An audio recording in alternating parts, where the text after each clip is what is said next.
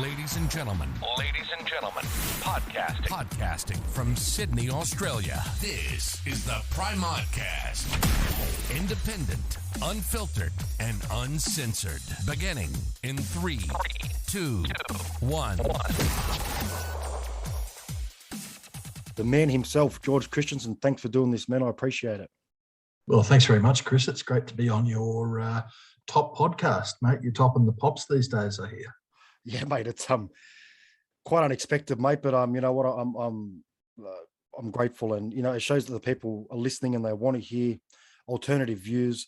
They want to hear from different people instead of hearing the same narrative day in, day out from the mainstream media outlets. And mate, it's numbers don't lie. That's right, and you know, people are tuning into your podcast, I think, because exactly what you've said. But the fact is that the mainstream media, politics, social media, no one's allowing any alternative sort of alternative narrative to get out around this pandemic. It's just going to be a narrative of fear. That's what's driving politics, mainstream media, and social media at the moment. So well done. I appreciate that, mate. Look, I first discovered you, to be honest, when I saw a video of you in Parliament. You probably know the one I'm talking about, where you just got up, mate, and you laid it down to them in black and white. Mate, I'll tell you what, future generations, when they look back, mate, and though I'll tell you what, that'll be up there with one of the defining moments, mate, because up to that point, mate, we were begging for somebody to stand up and just say it like it is, mate. And for me, mate, you're the first person I've seen in Parliament that actually stood up and spoke the truth. So, mate, on behalf of, mate, I say the majority of Australians, thank you for standing up and being honest, and also putting yourself out there, mate, because I'm sure it wouldn't have been easy for you to stand up and make those sort of comments. So, mate, it's a credit to you. Well, thanks very much for that, Chris. And, you know, I did get a lot of people emailing. In fact, we lost count of the number of emails. A few brickbats, but mostly bouquets. People saying the same thing that you did. Thank goodness someone has said something. And, you know, that's why I did it. It's because it just seemed to me that we're in this moment of political insanity that's being spurred on by the media fanning the flames of fear. And no one was just saying, hey, you know, why are we doing all of this? It is just nonsense. There is no absolute proof in all of the lockdowns, the mask mandates, the curfews, all of the rest of it. There is a lot of dispute about the effectiveness of these measures. And by the way, guys, you are dealing with a virus that has an infection fatality rate of 0.27%. I say it again, an infection fatality rate of 0.27%, worked out by Dr. John Ioannidis really at the start of this pandemic. And that was actually published in the World Health Organization's bulletin. So it's not a George Christensen figure, that's a WHO figure. And what that means is that 99.7+% of people who contract COVID-19 survive it. So why is there all this fear? And why are these ridiculous policy responses in place? So that's why I said what I said. I had 90 seconds. We get a section in Parliament called 90-second statement. So you have to be quick and belt it out. And I did. And I sort of had some people heckling me, as I sort of thought. And I thought, oh, well, you know, I've said my bit now and that'll be it. And then next minute, Anthony Albanese gets up and moves a motion condemning me, and my eyes are getting larger and larger as this is going on, and they're all attacking me. And I'm thinking to myself, thank you, guys, because now all of Australia is going to hear what I had to say, and they did. Right. And I'm very glad that they did. Yeah. So, you know, and this is what happens. You try and condemn something, you try and silence people. Well, more people are going to go searching it out and listen. Yeah. And mate, that was, I think, I said it was the first time, not only did I discover your voice in Parliament, but I think in general, it was the first time I saw somebody stand up in Parliament and just say it like it is, instead of hearing the fear and the hysteria that sort of funnels down from the government into the mainstream media. And just, you know, it's a never ending loop. They sort of feed off each other. And I heard recently, I can't remember where it was from or who stated, but I remember that was it? Oh, but I couldn't give you the exact date, but I know that apparently New South Wales only implemented this curfew between 9 p.m. and 5 a.m. due to media pressure. Yeah, that's what John Barilaro, the deputy premier, is actually saying right now. Is that it's not working, and the only reason that it seemingly was adopted was because of media pressure. And or at least that's what I've read that John Barilaro has actually said. And if that is the case, then he's right. It needs to be dropped immediately. I just think this is such an imposition on people's liberties to just adopt a policy like you're curfewing people in their own homes because of why? Because of media pressure. That's not the way that good policy should be run in this country. And, you shouldn't be stamping out human rights because the media is saying, hey, you got to do this. Well, that's right. Who's the leaders? The politicians or is it the media? And at the moment, it's hard to decipher between the two as to who's calling the shots. Well, there's also the health bureaucrats that are in the mix there. And look, we've got good doctors, good medical professionals in this country. I think that though the health bureaucracy is mainly derived of academics who've done very little in the way of frontline health work, actually. And some of them may have, but for most of the time, they've been sitting behind a desk or they've been in a university somewhere. And these are the kind of people that get into public health policy. They are people who believe that, for instance, soft drinks should have extra tax on them, or that cigarettes should be in little olive green packets. And why do they believe all this sort of stuff? Well, because the population really can't.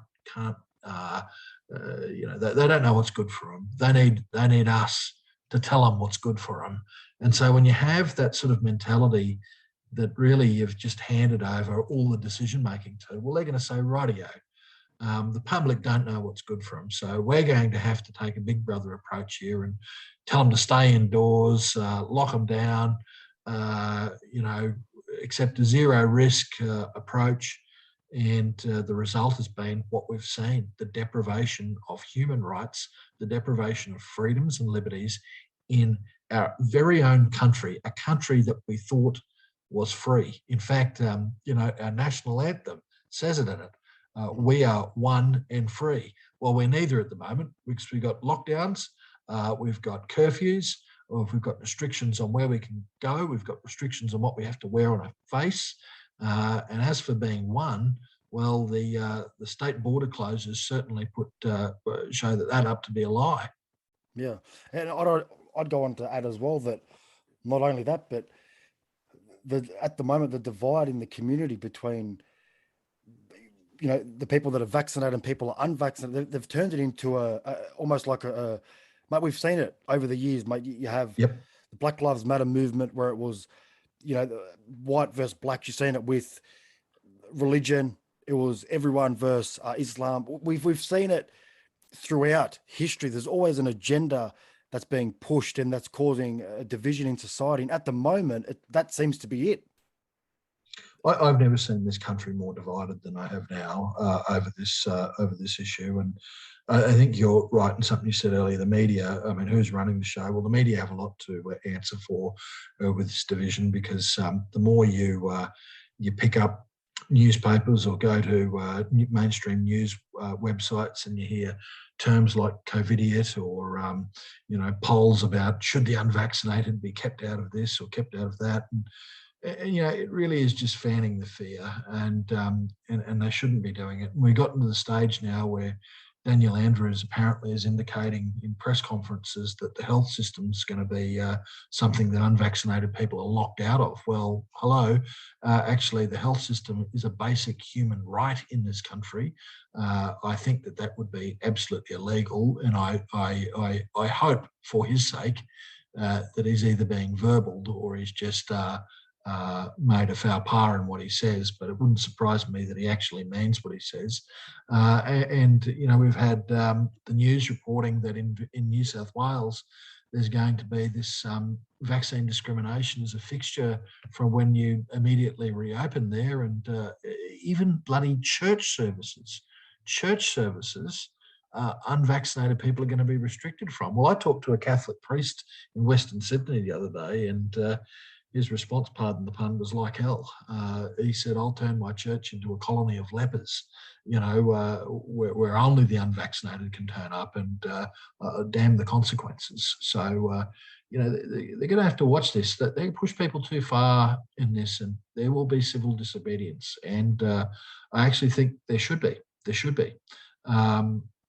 I do not want my country to become one which has a medical apartheid in it.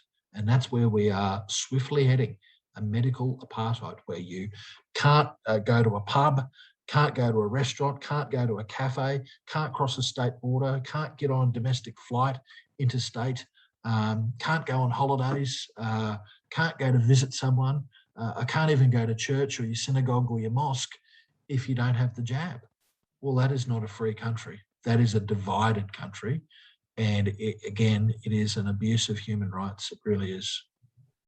It's sad that it's come to this. And I think a lot of us, for many years we've been, I wouldn't say taught, but we've heard from, again, mainstream media and different political parties that the biggest threat to our way of life in Australia is from outside sources, different, radical religious groups, different, country immigration from certain countries. And we thought that was what's going to take away the freedoms and ruin the country. That's what we've been taught and told that's what's going to happen. But mate, it's come from within our own country, from within our own government.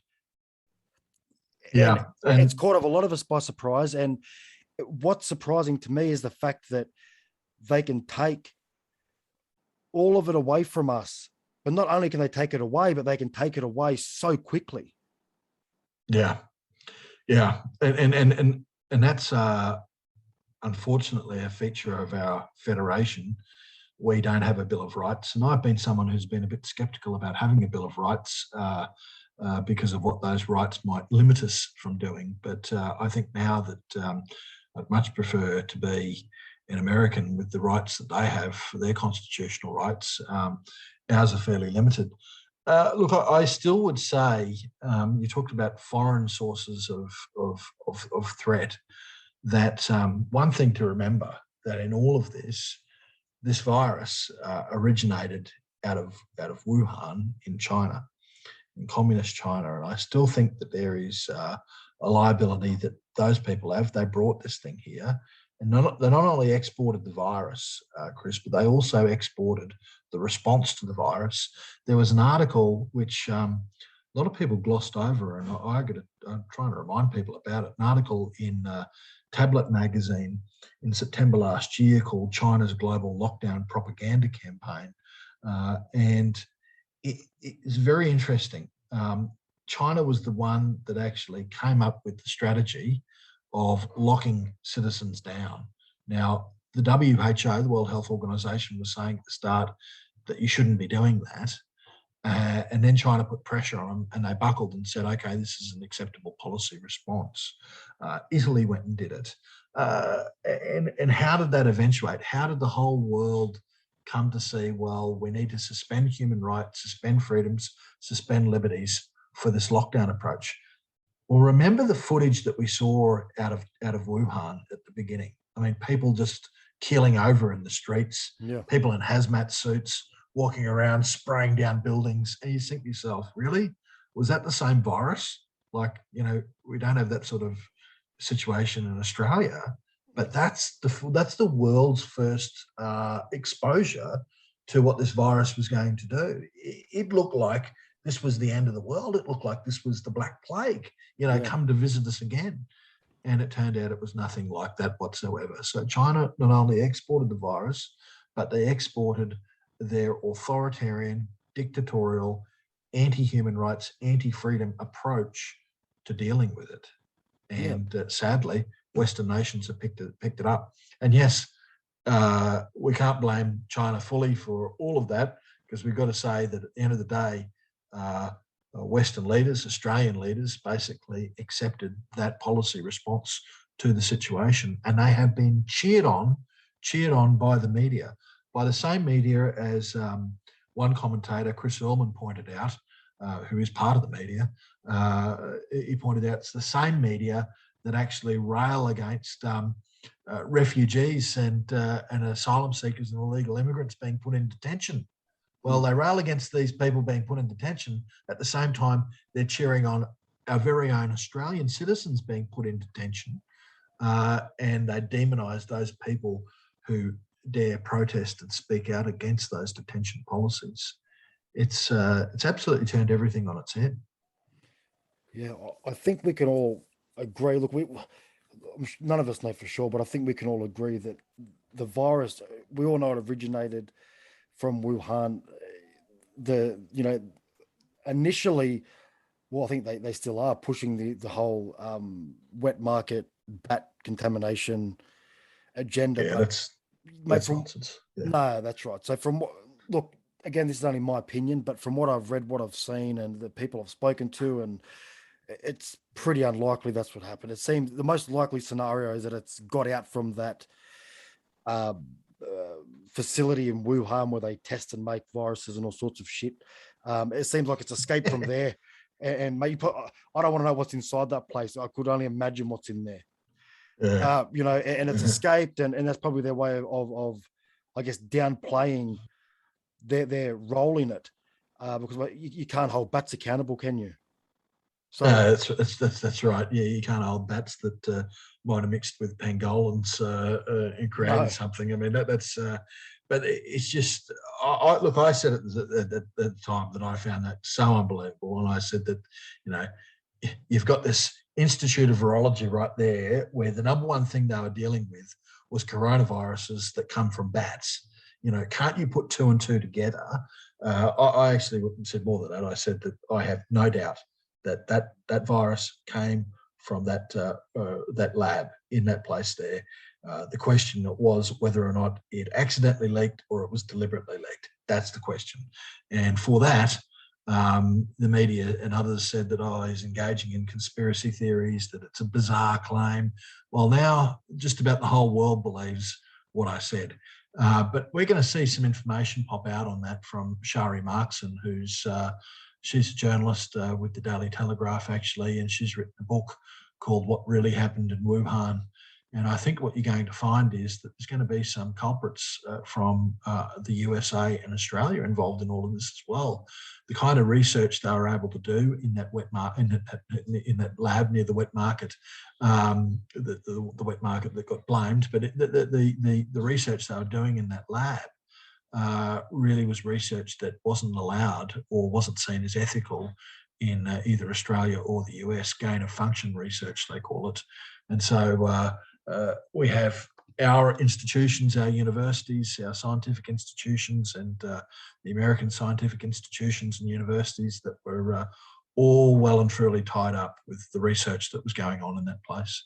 So you're going to see, I think, a lot of people ducking for cover about the origins of this virus. But having said all of that, that really, to me now, while it needs to be pointed out because the people responsible for all of this heartache and misery need to really be held accountable, what immediately needs to happen, Chris, is for all of these restrictions to go, and for the fight to be made, to be had, and to be continued to had against the potential vaccine discrimination that we're about to see in our country. That's what I'm really worried about. Number one is this: the fact that our country is going to be so divided. Yeah, I don't know what their end goal is. I don't know if they're acting sort of on the. Obviously, it's a difficult situation to deal with in the sense that they've never dealt with something like this before, and I get that. You are making things up on the go, but when everything is so limited, research into the vaccine, while there's definitely an amount of research, there's still a lot of data. There's a lot missing. of unknowns. There's a lot of unknown. Right. And to put something in that's so permanent is one thing. If you want to give people the chance or the opportunity, listen, if you want to get the vaccine, you can get it. If you don't want it, no problem. That's fine. Let the people make their decision, which they're still saying that's happening. But what's happening is they're saying, listen, you can't go to work unless you have it. You won't be able to go for a picnic with your family at the park unless you've had it. You won't be able, you're essentially become an outcast in society. And to make that call such a permanent decision, to get someone to put something inside their body with limited research, limited data, it's deeply concerning. And look, I don't know, and I've tried to do my own research into where the governments are getting their health advice from, because it seems to me every time I look down an avenue, I get told, from New South Wales Health to look at this website, and I can't find the mandates. I see they're signed off by Brad Hazard. There's no links. There's no references to any statistic or any study. They're just signed off on. And I've tried, but I can't find them anywhere. So I think to myself, well, if you're going to make people, the one I like to use is mandatory masks outdoors. So if you're going to make that mandatory, the people should have the ability to go into that, click on, the study or whatever it is that showed that it's necessary to prevent the spread of the virus. Because from what I've read and from what I've seen, wearing a mask outdoors does little to nothing. Let's be honest, it does nothing. They admit that. I've seen press conferences with Daniel Andrews where he admits that, with other people where they admit that, including chief health officers. Why are they doing it? If they're aware of it, why are they doing it? Is it to put it like a blanket rule to try and contain it? Like, are they really trying to contain it that much that they're doing that just with nothing to back it up? I can't put myself inside their heads, Chris, but I can do a pretty good job of trying. And maybe the most positive outlook is that they're trying to set some form of standard so that people are wearing masks when they're indoors, where maybe there might be a need for it if you're up close with someone. But having said that, data's recently emerged that shows the level of efficacy around these little blue masks that you see everyone wearing is pretty much nil. And the cloth masks that people wear, again, the efficacy of them is pretty much nil. And in fact, there is next to no efficacy if you're not washing it regularly, if it's wet. There's a whole range of things which show that they just really aren't worth that much.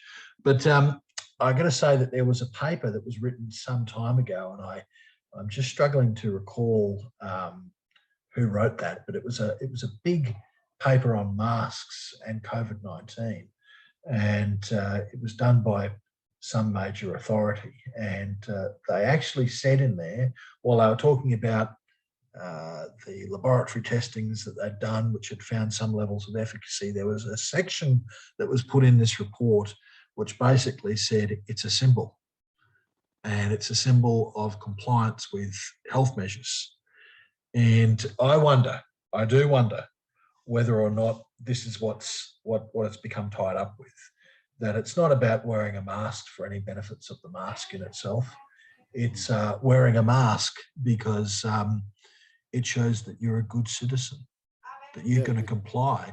You're going to comply with the health restrictions that we're putting in place. It could be. I'd almost go as far as saying that the mask could also be just another scare campaign, just another way to invite fear in people. You see everyone walking with a mask. Like prior to this pandemic, if you were to see people walking, if you were to wake up from 2016 and you were to wake up today and walk down the road into your shopping center, mate, you would think there's something upon us that if you catch this thing, you're almost certain to die. Yeah, that's right. Yeah. That's what it looks like. And it's fear. It does spark fear. And I do believe that's also the reason for the military in the street. But there's no need for the military. The police are doing a fine job. They're not struggling out enforcing these things. Mate, they're handing out record numbers of fines every day. Again, the military can be used as a deterrent or also to, fear. Again, but we don't know. As you said, we're not inside their heads. We don't know what they're doing and why they're doing it. But from, an average person like myself, who I like to use logic and reason, and nothing's making sense. There's no data to back up the mandates they've put in place. Sure, some of them make sense. Social distancing makes sense. In fact, I'd go as far to say that the mask isn't stopping the spread. It's the social distancing that's stopping the spread. I think you'll find that what you've just said there is backed up by our expert groups that we have set up. In fact, they all say that the mask would only work in conjunction with social distancing, and there's a reason for that. If you're not social distancing, the mask won't work. That tells you something. If you can do one of two things, either wear a mask or social distance, I think just about everyone will say social distance. Yeah, it's so bizarre, and I think, mate, I don't know. Look, a lot of people are obviously just compliant with it. I know the generational gap, there's a bit of an issue too. So when I speak to people sort of, let's just say 50 years and older, I tend to see a very different response. And that response will be, no, they want what's best for you. It's in your best interest. They're doing it all for a reason. And I'm finding the younger people, it could be due to the use of social media. Younger people obviously on social media and YouTube and whatnot, and researching around a lot more than the older generation. It could be they're sort of more awake and alert to what they're seeing from different sources. They go and hold on, something's not adding up. But it seems like the control that the government and the mainstream media have over the population is incredible. Like to the point where if they were to go out tomorrow and say, to prevent infection, you've got to stand outside and do cartwheels down your driveway, mate, I'm sure you would see people doing it. Yeah. Well, there is also something in Australia's psyche, our cultural psyche, and it's based on a lack of cultural memory of anything that we've significantly had to fight for. I mean, our Anzacs certainly fought for freedom. Our diggers have certainly gone overseas to fight, and there was a fight right on our doorstep in Papua New Guinea to ensure that we didn't have the Japanese come and take over this country. But America, for instance, have a look at the USA. They've had to fight 2 wars of independence, and then they fought a civil war, which was all about the idea that is the United States of America, an idea that is wrapped up in the very essence of freedom. So they've fought for freedom 3 times in that country. Yeah. You have a look at France, where they had a revolution, they had a war there, they lopped the heads off those people they saw were the oppressors, and the whole fight was one about liberty, equality and fraternity. Then you had the Germans, the Nazis, come in, take over the country during World War II, and a lot of the French formed a resistance, which led to the overthrow of that government, along with obviously the liberation by the Allied forces of France. So there's cultural memories that linger on in certain countries that remember oppression, that remember when things weren't free, that remember that we had to fight for freedom. So this is a precious thing that we have to defend. But then we come to Australia, and I sort of struggle to think, well, what big nationwide battle that was here on our shores that we had to fight for freedom, or indeed even for the nation? And apart from the Eureka Stockade, which was limited to not one state but one town, there is nothing that is in our history as a nation that says that we had to fight for freedom. And I think that shows with how we've acquiesced. There hasn't been the pushback that there has been in the US and in France and other countries.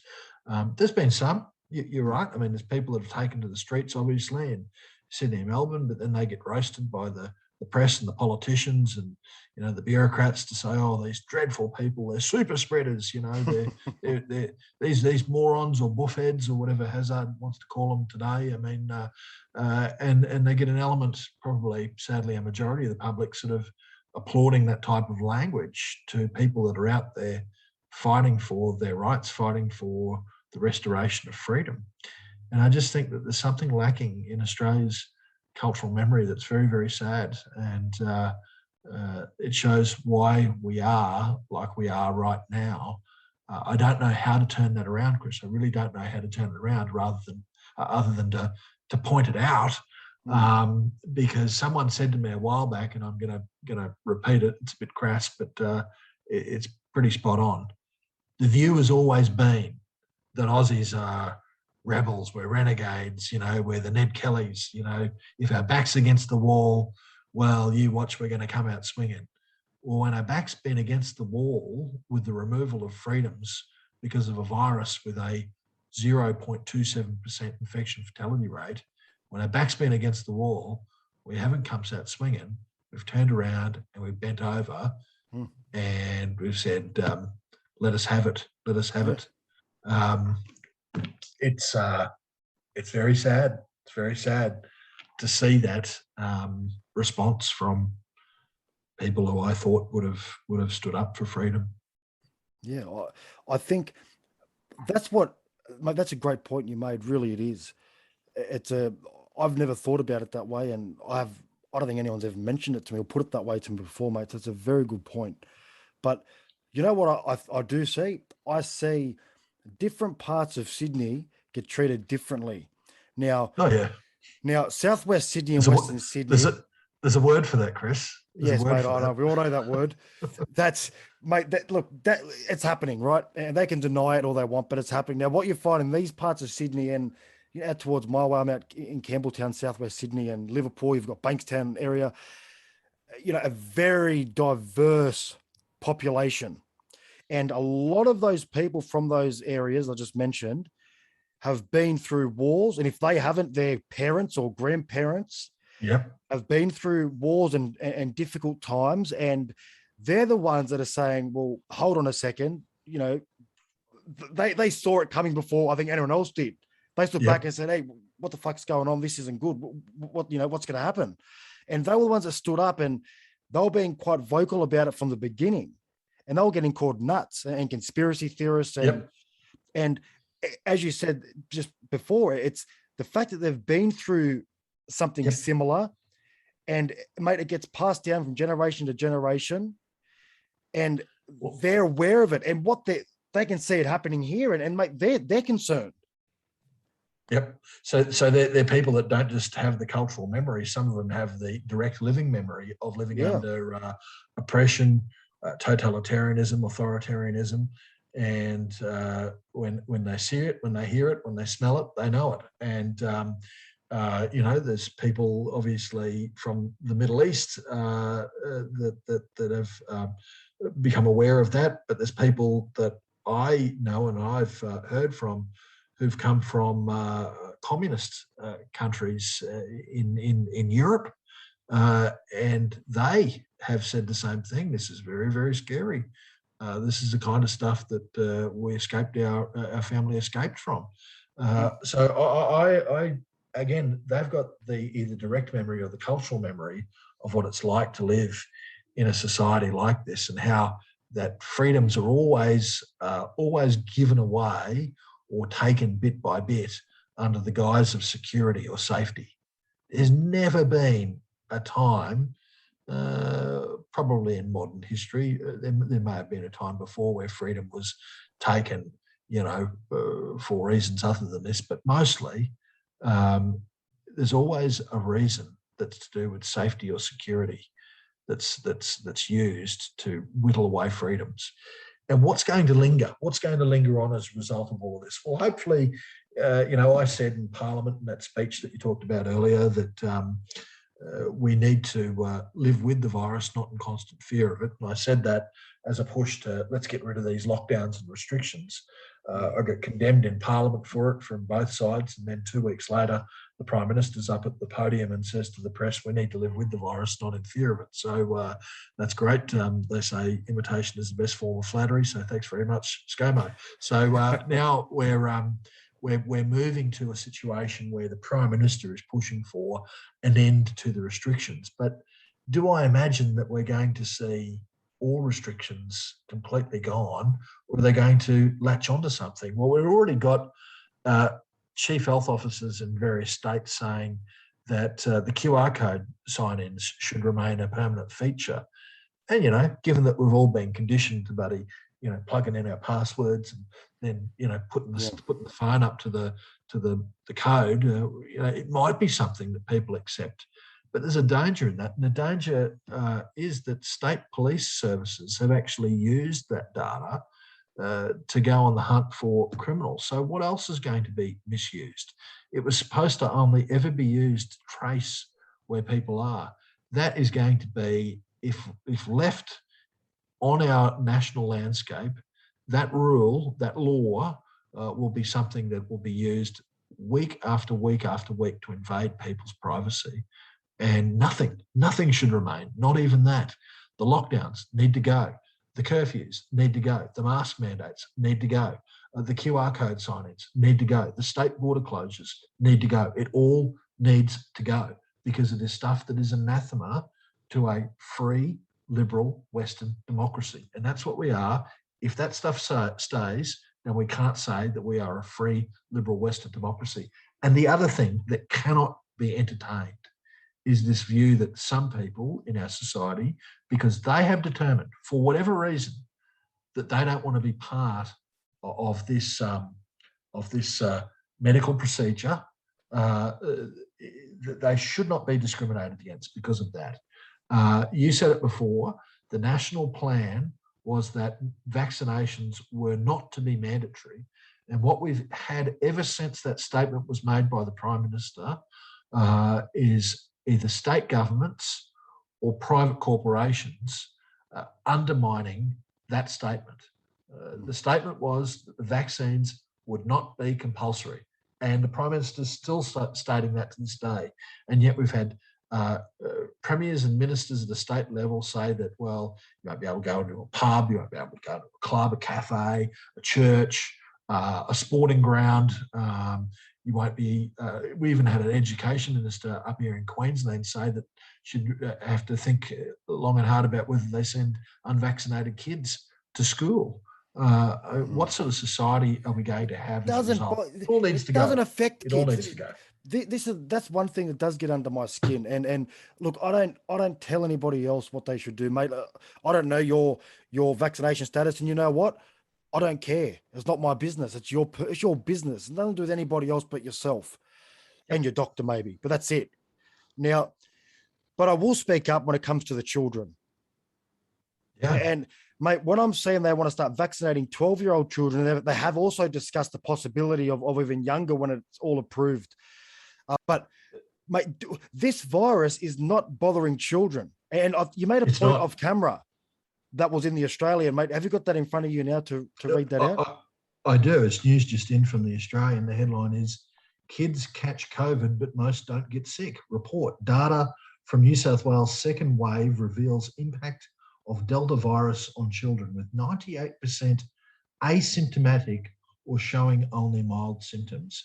And that backs up something that came out from the UK only a few days ago. Their top vaccine advisory body, the one that actually gives the evidence to the government about vaccines, they refused to give the green light to vaccinating healthy children aged 12 to 15 on health grounds. And they said children were at such a low risk from the virus that jabs would offer only a marginal benefit. That was the BBC that reported that. So, and I got to say that I think the UK government didn't like the answer, so they said we're going to go for a second opinion by asking others. What are we listening to the experts? We're not listening to the experts. The experts are saying here that kids do not need to get the jab, and yet, again, up in Queensland, our Premier was on the record the other day saying she won't reopen the state, she won't lift the border restrictions until every child is vaccinated. Well, the newsflash is the data and the experts are both saying that kids do not need to be vaccinated. Yeah, mate, the experts have said many things, and the problem is the state governments are picking and even the federal government to some degree are picking and choosing what backs up their mandates and what justifies their action. So they often quote the World Health Organization. I've said this on a few podcasts I've done. I've said the World Health Organization does not recommend testing of asymptomatic people unless they've got symptoms or they've been around somebody with a confirmed a case of COVID. So this whole every third day, if you live in this LGA, you know, for this job, you've got to get tested once a week. Are they picking and choosing? If the World Health Organization is saying that, but then they're saying, but the World Health Organization is saying this, that's why we're doing this. Well, why aren't you following it all the way through? Why is it bits and pieces you're choosing? Is they're choosing what suits their, let's not call it agenda. Let's just call it, maybe the best word. Their policies. Their policies. So, mate, that's deeply concerning that you've got bodies like the World Health Organization, which, by the way, I don't trust at all. They're personally. heavily politicized. That body. Absolutely. But more so, the issue is the fact that they're seeking out advice that suits them, and they're not being transparent across the board. They're not looking, they're finding an opinion that, or a study or whatever it may be that suits them. They're going, okay, yes, we'll use that to back it up. But then when they say that, it's on the best health advice. They're not showing us the health advice.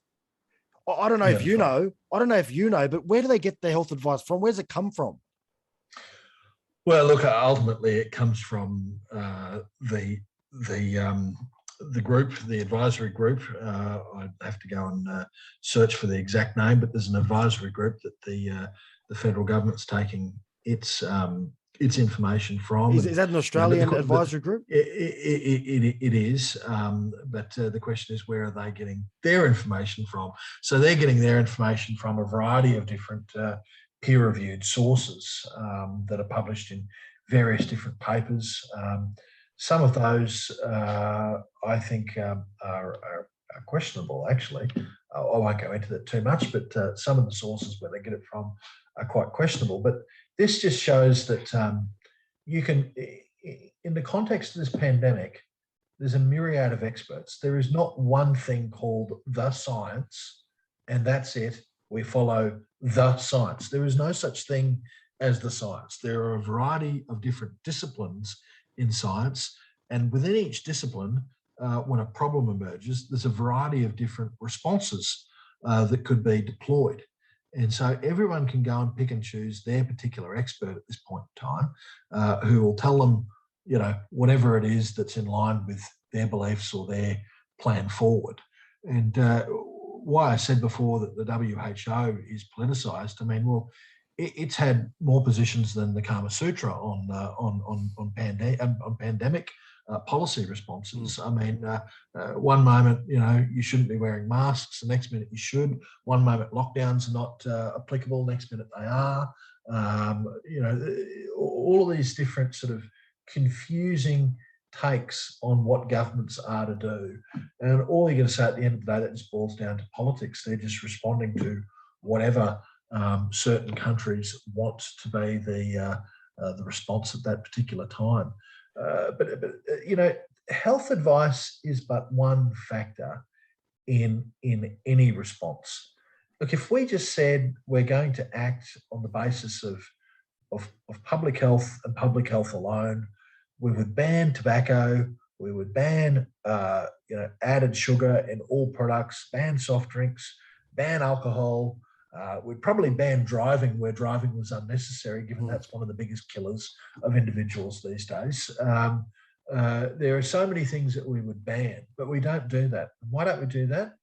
Because, you know, like you and me, we're all big enough and ugly enough to look after ourselves. We're considered to be adults and free people, thinking people who can actually look at evidence before them. I mean, if you don't know right now that smoking is bad for you, then you have not been awake, quite honestly. That's right.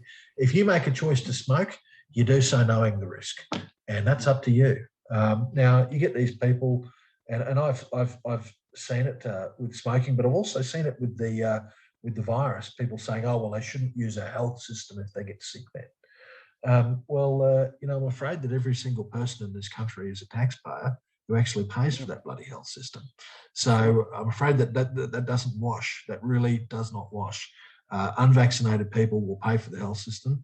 And going back to the cigarette smoking analogy, cigarette smokers pay a lot for the health system. They pay far more for the health system than actually what they ever get back, even though you might see some fake news to the contrary.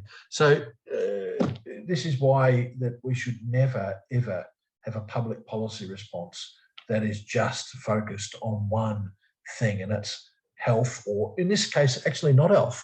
Sorry, Chris, it's just stopping deaths. Yeah. Now, we had, I think the figure was around 3,000 plus deaths from influenza in 2019. There was not some big, nightly tally that was given, a big national plan that was broadcast into our homes on a daily basis on how we were going to deal with this, and everyone cowering in the corner or hiding under the doona as a result. It wasn't so much of an issue. And I just, if government really wanted to respond in that instance to saving lives, then they would have adopted exactly the same measures that we have now. And we probably wouldn't have had 3,000 deaths that year. But we didn't do that because life needs to go on, Yeah. The average age of death from influenza is, even though every death is tragic, but the average age of death, it's a statistical fact, is in the older population, the late 80s and the 90s. And guess what the average age of death from COVID-19 is? The last time I checked, it was about 86 in Australia. And so the average lifespan is about 85. So it's people who have lived older than the average lifespan of an average Australian who are actually dying here. Not to say that that's not tragic, not to say that those people should die, they shouldn't. But do we stop everything else in society? Do we suspend human rights and freedoms and liberties to deal with that situation? I think that that's the wrong course of action. It is. And look, if they want to take that approach to the pandemic, then they should take that. You'd expect a similar approach to everything else, right? I mean, if they want to minimize deaths, okay, we'll ban cigarettes. Like, cigarettes is a choice. Well, they say it's up to us whether or not we want to smoke, right? But I think the main reason you can go down to the supermarket or tobacconist and buy a pack of cigarettes is because the government do make a ridiculous amount of money on a packet of cigarettes, right? Yep. So they can be real about that, because that's the reality of it. Alcohol's the same. They make a lot of money on alcohol. So when you look at those two, and then you've got the opposite end where you've got cannabis. Now, I don't smoke cannabis, but I'm a huge advocate for its medicinal purposes. Yep. And mate, not only that, I think if someone wants to get home from work after a long day and sit on the lounge at 9:30 at night and puff on a bit of weed to go to sleep, mate, well, who cares? That's no different to a bloke getting home and throwing down a 6-pack of beer. In fact, it's probably better for you, right? So it's one way or the other. You can't take that. There's too many contradictions in their policies, and that's been evident for years, not just now, but I think this has really highlighted it for a lot of people, that all of a sudden our state and federal governments, all of a sudden they give a fuck about our health and they want us to stay out of hospitals. And no, it's not about that. Because if it was about that, it'd be consistent across the board. There'd be no cigarettes, there'd be no alcohol. As you said, limit driving to essential trips only, back to work and back home again. There'd be no driving around because you feel like it, because you said road fatalities are a huge cause of death in this country. Yep. These things, there'd be, as you said, restrictions on the amount of sugar that can be put in soft drinks. And mate, and Phil, you go buy some products from Coles or Woolies, like it looks like from the outside a healthy meal. You pull it apart and look at the ingredients, and it's fucking terrible. A Big Mac's probably better for you, right? So there's no consistent approach. And what's really got to me is the fact that, mate, maybe they have, but I'm yet to see a press conference where they stand up there and, speak, daily cases, deaths, and then jump onto something. You know what? Today we're going to have such and such from a nutritionalist or somebody or a dietitian to come up and teach you, take these supplements to help your immune system, exercise, eat this food, avoid these foods, and to help us overall in our overall health, because the severity of this illness depends on the individual. Correct. And maybe even some of those statements about taking certain things would make you fall afoul of laws, or at least of what you can say on social media. The idea that you could look after your own health. I can't talk about it. I'm no poster boy for good health, but the idea that you could look after your own health and have a better chance of surviving a virus with an infection fatality rate of 0.27% is something that actually you can't say in certain circumstances. There's certain drugs and certain protocols that could be taken that could help you out. The same protocol that Joe Rogan used, and he recovered in 2 or 3 days. Yeah. You hear about that? The same. Yeah, I did. and haven't people gone insane over it? Oh, he was taking horse medicine. Well, nonsense. And I'm happy to tell you, Chris, people should just go to their own doctor. They should just go to their own doctor, have a talk about their worry. If they think that they're in a high-risk category, that they come into contact with a lot of people and they want to look after their own health better, they might want to have a talk with their GP about what treatments are available to them, what potential things that they can do to boost their own immune system. And I can tell you that I've had a talk with my GP, and my GP prescribed me the same protocol that Joe Rogan has. So, hopefully that'll get me through it if I ever need to be gotten through it. Mate, we all should have that option, mate. If it doesn't work like they claim, I think we all know that's bullshit, but if it doesn't work like they claim, well, then that's our problem. Exactly. If we end up in hospital on a ventilator and die because we chose to go down that path, but what's our problem? Where's personal responsibility for our own actions? It's gone. You're not allowed to make your own decision. And a lot of this is common knowledge, like vitamin C, vitamin D, zinc, these things, but we've known this for years. Like, mate, if you want to, I used to have a Macedonian neighbor, an old bloke in his 80s. Mate, the guy was never sick, ever. And he said, I'd never been sick in my life. And the guy lived on garlic. He lived on it. Yeah. Cloves of it a day. Mate, he didn't have the best smelling breath, but you know what? Yeah. Mate, he was a poster man for health. He just, he done the right things, looked after his body. And mate, we know this. Like it's tried and true. The garlic probably had a benefit of social distancing as well. So it probably worked to his advantage. But it's just like, we know these things, but mate, if you come out and say that, I don't know how you look, mate. If you say this regularly on social media, maybe even just talking about vitamins and I had someone tell me the other day that I was insane and that I'm a conspiracy theorist because I was saying to get out in the sun and get some vitamin D because it's beneficial for your immune system. I was called a nut and a conspiracy theorist for that. So people just have this invested, I don't even know, resentment of any other possible alternatives. It's like they're on team vaccine or they're on team no vax. That's where it's at. And mate, I've seen people wish that Joe Rogan died. Mate, I've seen it. That's a crazy thing. People are so invested. There's people. I get the reports. I see stuff that's written on Twitter about me, and people have said that about me. I hope that George Christensen gets it, and that fat bastard, he'll die for sure. And you just think to yourself, you say back to that, mate. You reply back to their comment and you hashtag it. Go fuck yourself, and you move on. Don't worry about people like that. That's pretty much the filing system that I keep it in. Who gives a shit? Oh, mate, you have, because you know what? If people, mate, there's a lot of, like, mate, it doesn't matter what side of the fence I sit on, but mate, I don't wish anybody to get ill. But it just shows their mentality. I mean, these people that are supposed to be, all there for our health. And I saw some TikTok of some bloody nurse over in the States, and she was, screeching at the camera, talking about how she doesn't give a shit anymore if these people turn up and they have to be intubated and they die. Well, that's their fault because they didn't get vaccinated. I'm almost at the point where I don't want to treat them. And I think to myself, wow. It's your job. How far have we sunk? How far have we sunk?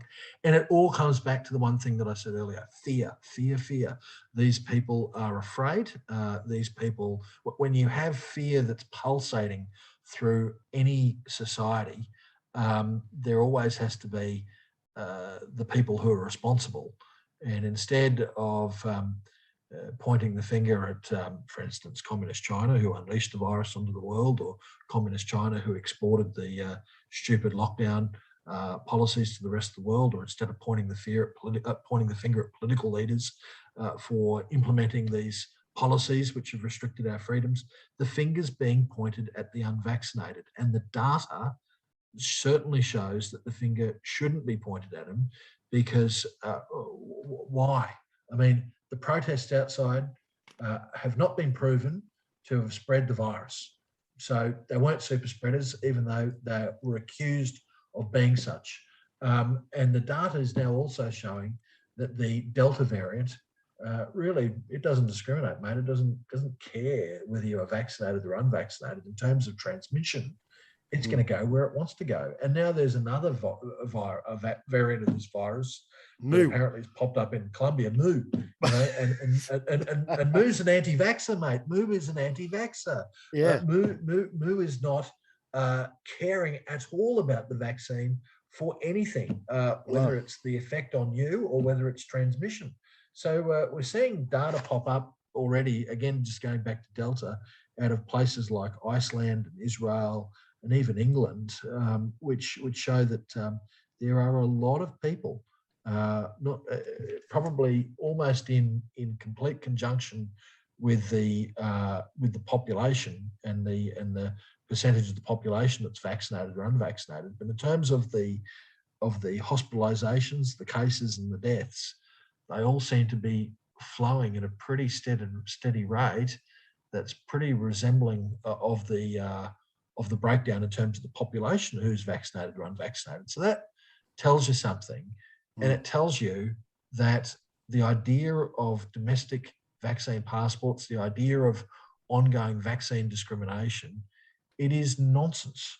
It is a nonsense because it is not just the vaccine. It's not just the vaccinated. Sorry, I'll say it again. It is not just the unvaccinated who are transmitting the virus. The vaccine seems to be working, particularly with Delta, as a barrier. That's what the experts claim, that the vaccine's working as a barrier. It's lessening the effects, so the experts say, but it is not really showing a great deal of efficacy, certainly not as much as what was thought for stopping the spread. Yeah, no, well, mate, I think that's well established. And I think, as I said to you prior to this podcast, I'm not going to discuss the vaccine and that too much with you because, look, we're both not doctors, but as you get to a point where it becomes common knowledge that this is happening. And not that we can't see into the future, but in a way we can, because we can see what's happening in Israel. We can see what's happening in the UK. I read last night that the UK is on the brink of imposing some lockdowns or something they were looking at bringing back. I only just quickly read over it because it's starting to get a bit out of hand again. And we're going to live like this forever and then get a booster shot every 6 or 12 months. And then when that starts wearing off or a new variant comes out that just, dodges the antibodies by that particular vaccine, mate, that's what you're going to have we're going to have people that have had Pfizer and AstraZeneca. And this is, mate, you're seeing in Israel now that are solely Pfizer. That's the vaccine in Pfizer. In Israel, they use Pfizer. The Delta variant in Pfizer the Delta variant in Israel is running amok, right? And you're seeing the same thing in with the Beta variant, with the AstraZeneca. It was the same thing. It was dodging the antibodies produced by the AstraZeneca vaccine. So you're going to have these, you're going to have each variant that's going to come and look, Mu's the next one. And we'll probably get a few of them, but it's not going to be a matter of if you're vaccinated, but it's going to be a matter of what vaccine have you taken. Because they don't work. They don't work. They're not the same thing. They're not the same product. Yeah, they're going to run out of Greek letters to the alphabet for these variants. But the reality is, at some stage, someone is going to have to blow the whistle and just say enough is enough. We can't solve this. In fact, someone has tried to blow the whistle. The bloke who tried to blow the whistle was one of the developers of the AstraZeneca vaccine. He went before a British parliamentary committee only probably a month ago, and he actually said to them, now, this guy is not just any guy, I'm trying to remember his name, but it escapes me at this point in time, but he's on the World Health Organization's expert group of immunologists, so, you know, a world-class expert. And he said to the British Parliamentary Committee that the virus is now endemic. And that means that it ain't going anywhere. It's here to stay. And there is no way to herd immunity. His words were, we need to adopt an approach of living with the virus. And so this is where we need to get at. And there are still people in our community, I saw one of them today, who say on social media, I saw a comment from someone say that, well, we should only open the borders in Queensland once we've killed the virus. Well, you know, if you're like just saying, look, it's not going to be killed, I'm sorry, that might be the fantasy that you've been infected with, actually, through the media and through politicians that sort of up there telling you that they can keep you safe. But no politician, no bureaucrat, no media outlet, no one's going to keep you safe from an endemic virus. COVID-19, whether we like it or not, is going to be probably in the future as common as influenza is. Yeah, and it will be. And from a podcast I did earlier with a doctor, he made the point of that it's very rare. So when a virus, the one that leaked from the Wuhan lab, that was the worst of the worst. He said it's very rare in terms of mortality and severity of illness. That's sort of and that's been across a variety of viruses, not just SARS-CoV-2. It's been a few of them where you'll get that initial virus and it's quite brutal. It's quite deadly. And then you'll get variants like we're seeing with Delta. And they may be more contagious.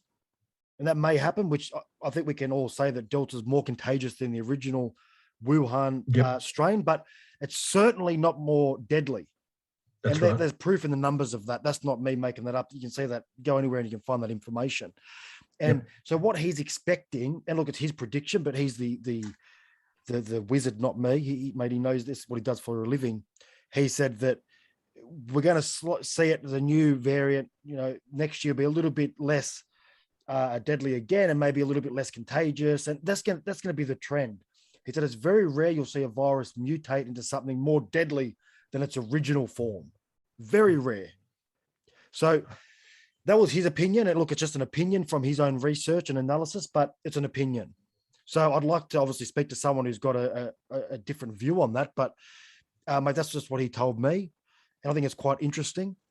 But mate, we're going to have to live with it because at the moment we're not living, period.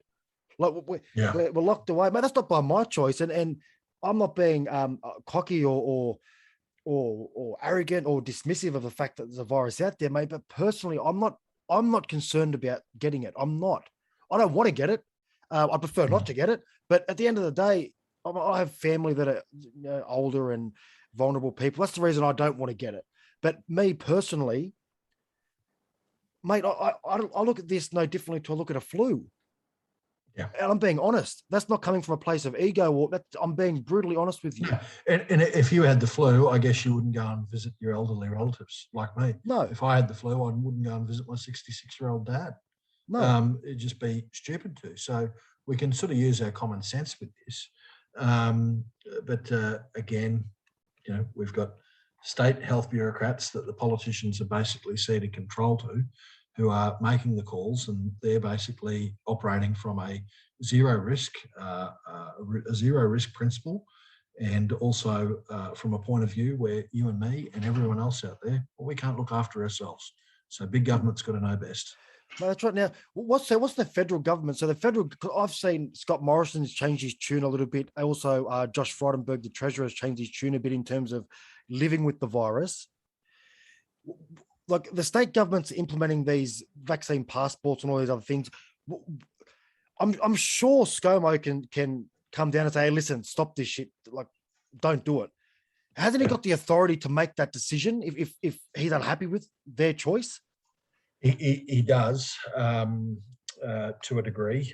I think that, and I have pleaded with the Prime Minister and the Health Minister and anyone that'll listen actually to do something about the vaccine register that we've set up. So the vaccine register or the vaccine certificate is a creation of the Commonwealth, and we can actually say what goes with that.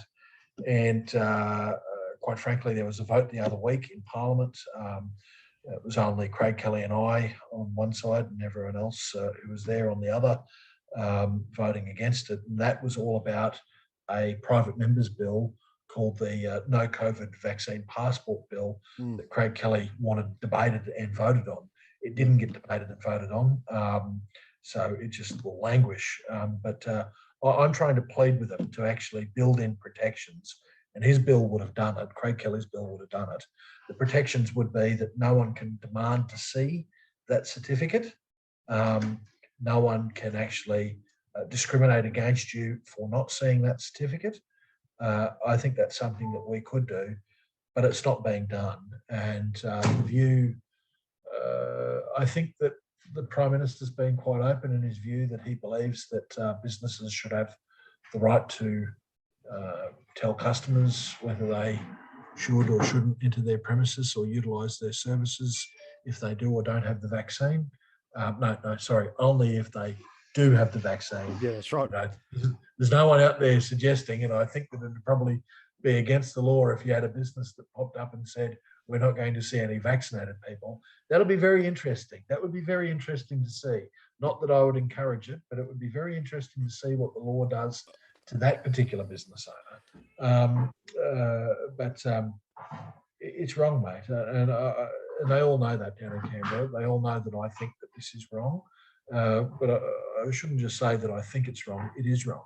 There is no way that anyone could suggest that to have either on the basis of ethics, of human rights, or of logic, when you look at the data, there is no one that could suggest that it is the right way to go to have Australians being discriminated against because they decided not to partake in a particular medical treatment. Yeah, mate. You know what? Keep doing what you're doing, mate. There's a few of you in Parliament that, mate, yourself, Malcolm Roberts, Craig Kelly, Clive Palmer, Pauline Hanson. There's a few of you that are speaking out against this, mate. And I'll tell you what, mate, you guys are it's rare to see. And mate, what I saw that day when you and Craig were sitting there by yourselves in one side of the room in Parliament, mate, I saw, there was two lions sitting there, mate, and the other side were a pack of sheep. That's what I saw. And I think that's what a lot of people saw, mate. So, mate, it's an honourable thing you've done for standing up for Australians. And I'm very grateful. I'm sure a lot of Australians are grateful for you and the others for taking that stance. But, mate, I mean, what's next for you, mate? You're just going to keep up the good fight? Yeah, well, I'm not running again at the next election. So I'm just going to, from this point until whenever the election's called, just keep on speaking up and fighting, because this issue is vitally important. We can't have an Australia that's divided like this. We can't have an Australia where our freedoms have been restricted. And so I'm just going to keep on speaking up and speaking out and see if we can score a win in between now and then. So you're not running for the next one? No, mate. I'm out. And look, it gives me a great deal of freedom to actually say these and not have to worry about the media trying to tip a bucket over me and call me an anti-vaxxer and demonise me like they're doing everyone else. So, they're all a bit worried at the moment. Holy moly, there's nothing that's worrying this guy, and there's nothing that is. We just need to speak the truth and keep on fighting. And after I'm out of the parliamentary arena, that's not to say that I'm not going to still be involved in politics. You're doing a role right now. You're doing a role in Australian politics, Chris. You're being an influencer and you're educating the public about a range of different matters. People are being exposed to new ideas that they otherwise wouldn't be exposed to, because the mainstream media and the major social media platforms are all like this one-party conglomerate where certain views, certain issues can't be discussed. So you're doing something that helps change the culture, that helps influence the culture for the better, I might say. And I think that I want to be somehow part of all of that as well. Mate, that's what we need, mate. And look, it was never my intention to start this podcast from a bias, a point of view. I never want to be biased, but, mate, I do want to call bullshit when I see bullshit. And, mate, if I'm talking to somebody who's of an opposite view of you and they're on there saying things that I know isn't right, mate, I'll call them on that bullshit. I'll say, well, that's I just want to be open and have a conversation with everybody about a range of things, mate, because you know who benefits from it? Not only myself, because I'm learning, and mate, the things I've learned in the last few months talking to all the amazing people I've spoken to, but mate, the public's benefiting and they're learning and they're getting educated, and all of a sudden everyone has some knowledge on the Constitution and different, biosecurity acts and privacy acts. And mate, it's great that the Australian people are getting informed, but that's something that we all need. And I think one of the biggest differences that we're going to see is the next election. Mate, as Malcolm Roberts said, mate, those people that go up to the booths and just draw a dick and balls on the paper are now going to be starting to actually take an interest in the political party they're voting for, mate. And that's in the betterment of the country. So, mate, that's what I'm hoping comes out of all of this. People are more conscious of the fact that their decision and their vote that day makes a huge difference. And that would be good to see, that people being more discerning. But I hope we don't see the loss of some of that artistic creativity. I've done the scripteering on election day, and I'm going to tell you the funniest thing I saw was on the Senate paper. And if people remember the Senate paper, it's this long list with all of these bloody names, and you're like, holy moly, who are these people? And someone's just written on there at the top, "Beam me up, Scotty. No sign of intelligent life down here." Oh, mate, some of them are terrific. I'm not very creative, mate. I go down there and just chuck it in the box. But mate, some people I think spend weeks preparing for what they're going to write or draw on it. Oh, mate, there's artists out there. I tell you, mate, there's some great artists out there. Yes, but look, Matt, thank you very much for the opportunity to speak with you, because I know that. You're as I said, you're growing in terms of your podcast. You're one of the top podcasts at the moment, and I'm happy for your listeners to stay in contact with me. I've got a newsletter that I send out that people can sign up to through my website, georgechristensen.com.au, where I'm pretty prolific on Facebook at the moment. While they don't send in me there, I'm very careful about watching my P's and Q's. But I think we're rapidly approaching 100,000 followers on Facebook, so that's good. That's terrific. Mate, and it's all about getting the message out, mate. And the message is now one that's really all about freedom. Yeah, mate. Well, I can tell you now, when I put a post out that I was chatting to you this afternoon, mate, the response was incredible, mate. The messages I got, and mate, everyone was looking forward to hearing from you, because you've been, as I said, that figure that we've all looked for in the past 6 months, or even longer than that, to be honest. And mate, so again, thank you for the job you're doing, mate. And even if it's just you, mate, you and Malcolm in there with your voices, mate, it makes a difference, and it means a lot to a lot of Australians. So thank you. Thank you, mate. Mate, it's been an honour. Mate, you're welcome back anytime. Just let me know. Will do. Happy to come on whenever you want me on, and more power to you. And thanks very much again for the chat.